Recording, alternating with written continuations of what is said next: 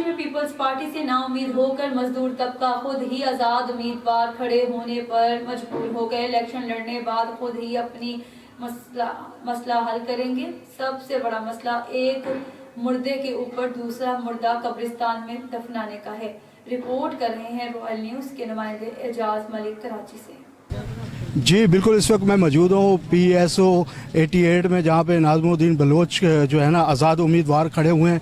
और उनका ये कहना है कि हम जो है इसलिए खड़े हुए हैं कि हमारे लिए बहुत सारे मसले मसाइल हैं, क्योंकि पार्टी हमें पूछती भी नहीं है।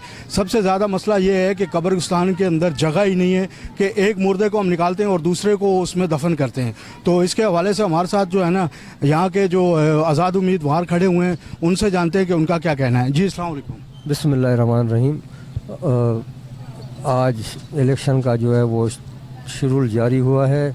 अब इंशाअल्लाह ताला मुझे मेरे इलाके के अवाम ने खड़ा किया है कि भाई आप खड़े हो जाएं हर सूरत में। यहाँ जितने भी कैंडिडेटों को हम लोग वोट दे के भेजते हैं, आगे वो मुंतखब भी होते हैं, लेकिन वो हमारे मसाइल हल नहीं करते और बल्कि लौट के भी नहीं आते हैं। बहुत टाइमों के बाद कभी कभार आते हैं, जब कोई मरना जीना होगा तो आते हैं, वरना नहीं आते, और ज़्यादातर आते ही नहीं हैं।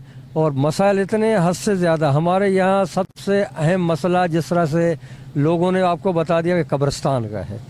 हमारा ये देरीना कब्रिस्तान है, जो पाकिस्तान हिंदुस्तान से पहले जो है ये कब्रिस्तान वजूद में आया था, और वो तकरीबन अभी भर चुका है।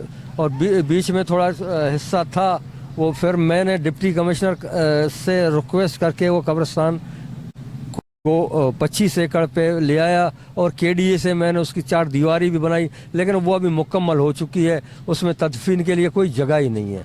अब हमारी मजबूरी है कि हमें सरकार कोई जगह दे, ताकि हम अपने मुर्दों को कम से कम दफनाने के लिए वो हो जाएं, वरना हम कहाँ जाएंगे, किस जगह जाएंगे। एक मुर्दे को निकाल के दूसरे मुर्दे को दफन करना, ये हमारे लिए शर्म की बात है।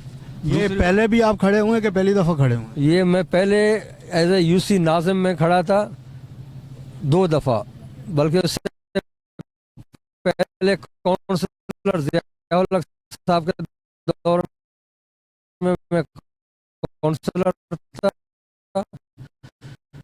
मुशर्रफ साहब के दौर में मैं